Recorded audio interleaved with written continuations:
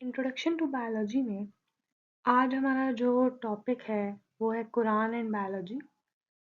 और एक और टॉपिक हम कवर करेंगे इस लेक्चर में जो है कंट्रीब्यूशन ऑफ मुस्लिम साइंटिस्ट।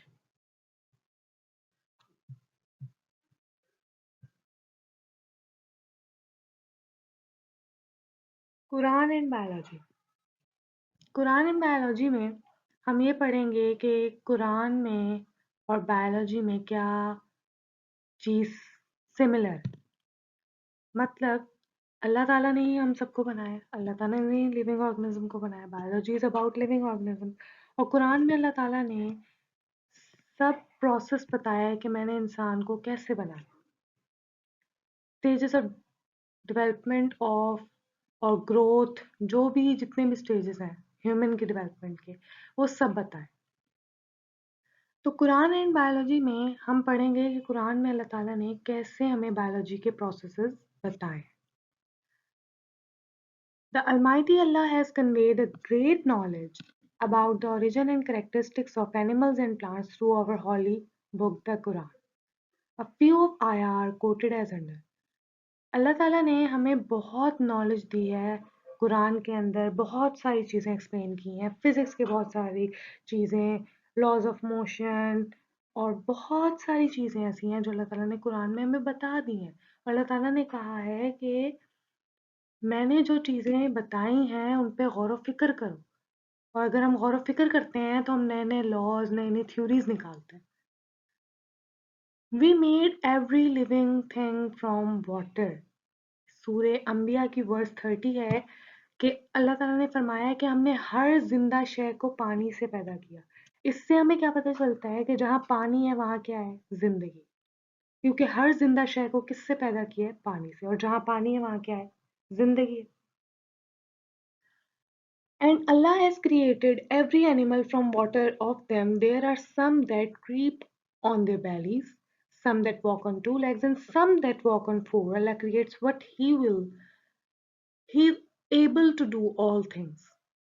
सूरह अल नूर की आयत 45 है, जिसमें अल्लाह ताला ने बताया है कि हमने हर जानदार को पानी से पैदा किया। उनमें से कुछ हैं जो अपने पेट के बल चलते हैं, कुछ अपनी 2 टाँगों पे, कुछ अपनी 4 टाँगों पे चलते हैं, और अल्लाह ताला इस काबिल है हर उस चीज़ को बनाने के जो वो चाहता है। Here, water is symbolized with the protoplasm on the basis of life, and the vital power of protoplasm seems to depend on the constant presence of water.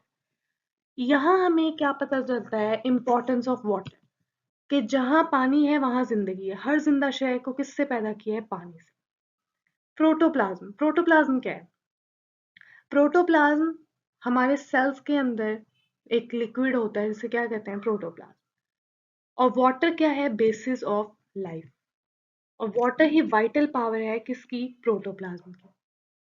तो जानी जो जिंदगी है वो किस पे डिपेंड कर रही है, वाटर पे। और ये चीज हमें किसने बताई, अल्लाह ताला ने कुरान में एक्सप्लेन की हुई।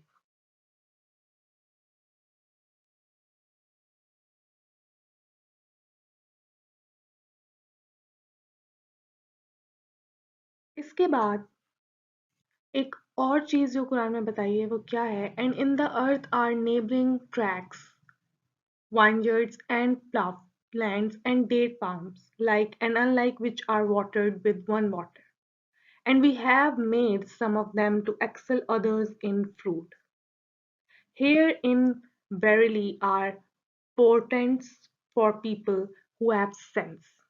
Here Allah has revealed some facts about plant growth and development. अब पहले हमें वाटर का बताया, अब कुछ प्लांट ग्रोथ, पौधों की नशोनुमा के बारे में भी बताया। वो क्या है? अल्लाह ताला ने कहा कि हमने जमीन में बहुत सारी चीजें पैदा की हैं। अब जमीन के अंदर ये जो जरखेज जमीन है, इसमें खजूर लगती है जिसको हम वाटर करते हैं। किससे? अल्लाह ताला कैसे वाटर करते हैं जमीन को? जब बारिश होती है तो अल्लाह ताला उस जमीन को वाटर कर रहे हैं। And we have made some of them to excel others in fruit. और कुछ प्लांट्स ऐसे हैं जमीन पे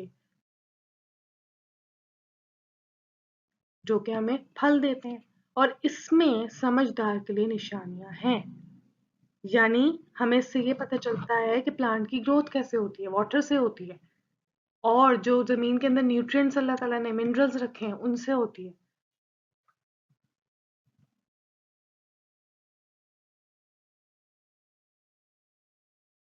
इसके बाद है कंट्रीब्यूशन ऑफ मुस्लिम साइंटिस्ट। अब इससे पहले जो टॉपिक था कुरान एंड बायोलॉजी, उसमें ज्यादातर बस एक या दो एमसीक्यूज बनते हैं उस टॉपिक से, और कुछ भी नहीं आता उस टॉपिक से। ये एमसीक्यूज मोस्टली आता है कि वी मेड एवरीथिंग फ्रॉम, अब उसमें आएगा वाटर, बस, और इससे ज़्यादा कुछ इम्पोर्टेंट नहीं है उसमें। कंट्रीब्यूशन ऑफ मुस्लिम साइंटिस्ट ये इंपॉर्टेंट टॉपिक है, एमसीक्यूज भी आते हैं इससे, शॉर्ट क्वेश्चन भी आते हैं।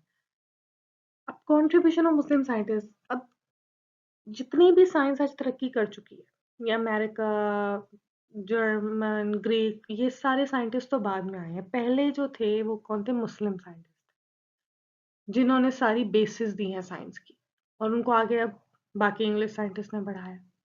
Muslim scientists have played a great role in the development of biological science. They began experiment and observations from first century of Hijra.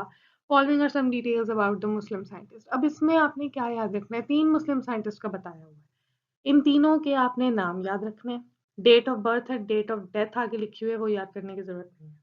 MCQs जो बोर्ड में आते हैं वो ज्यादातर ये आते हैं कि किसने कौन सी बुक लिखी है, बस ये याद रखना है कि किस साइंटिस्ट ने कौन सी बुक लिखी है। 3 साइंटिस्ट हैं, उन्होंने कौन कौन सी बुक्स लिखी हैं ये याद रखना है। यही शॉर्ट में आ जाता है और यही एमसीक्यूज में आ जाता है। शॉर्ट क्वेश्चन क्या आता है कि name any 3 books written by Jabir bin Hayyan, and या एनी 2 फेमस बुक्स। बस ये चीजें याद रखनी होती है मेन। सिर्फ साइंटिस्ट का नाम और उसने कौन सी बुक लिखी है, उस बुक का नाम याद रखना है। तो एमसीक्यूज और शॉर्ट आते हैं इस टॉपिक में।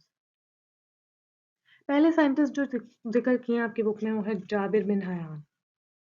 Date of birth, date of death आगे लिखी हुई है, वो याद करने की जरूरत नहीं है। He was born in Iran. He worked in the field of chemistry, but he also wrote a number of books on plant and animal. यानी उन्होंने zoology और botany पे बहुत सारी बुक्स लिखी, और उन्होंने केमिस्ट्री की फील्ड में भी बहुत काम किया। जाबिर बिन हयान ने कौन सी बुक लिखी है? अल नबातात और अल हैवान। एक प्लांट्स पे है अल नबातात, और अल हैवान एनिमल्स पे। His two famous books on plants and animals. अल नबातात प्लांट पे और अल हैवान एनिमल पे, ये 2 फेमस बुक्स हैं जो जाबिर बिन हयान ने लिखी हैं। बस इस टॉपिक में से आपने यही याद।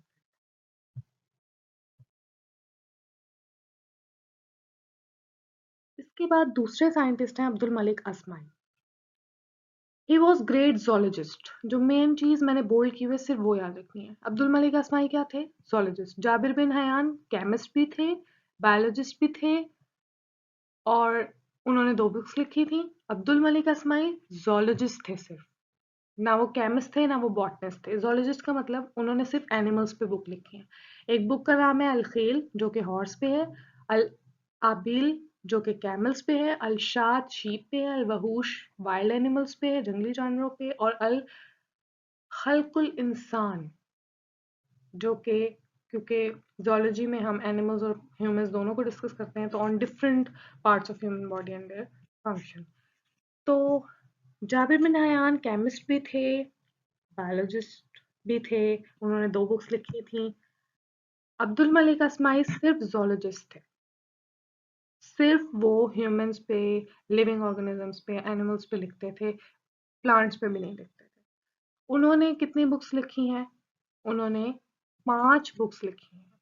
अल खेल, अल अबील, अल शात, अल वहूश, और एक बुक लिखी है ह्यूमंस पे, वो है अल खल्कुल इंसान। बस यही मेन चीज याद रखनी है। फिर है बो अली सीना। अब वो मुस्लिम साइंटिस्ट, ग्रेट मुस्लिम साइंटिस्ट थे, और बो अली सीना को फाउंडर ऑफ मेडिसिन भी कहते हैं। ये एमसीक्यूज आ सकता है। और he is called as Avicenna in the east.